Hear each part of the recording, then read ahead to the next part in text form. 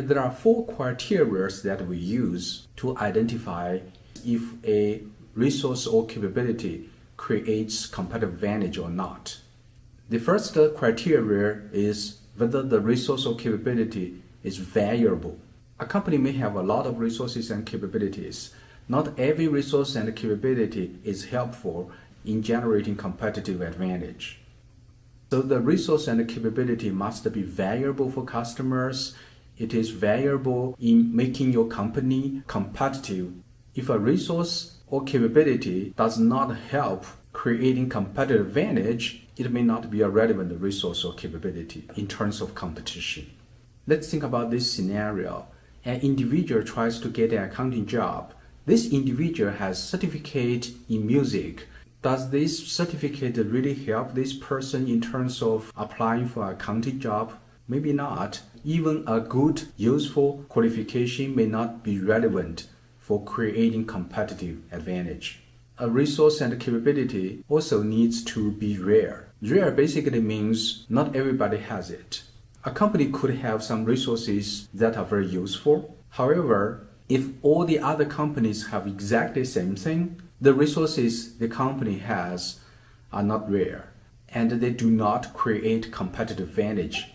Again, if an individual tries to get an accounting job and this individual has a certificate in accounting, this might be useful for the accounting company. However, if every other candidate has exactly the same qualification, then this certificate does not create competitive advantage for this particular individual. The third criteria is non-imitable. A company could have some resources and capabilities that are unique for the moment. However, if this resource or capability can be easily developed by other competitors, then this particular resource or capability cannot give this company a sustainable competitive advantage.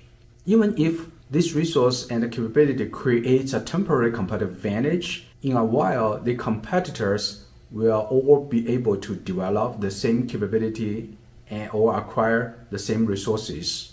That will offset the competitive advantage of this company based upon this resource or capability.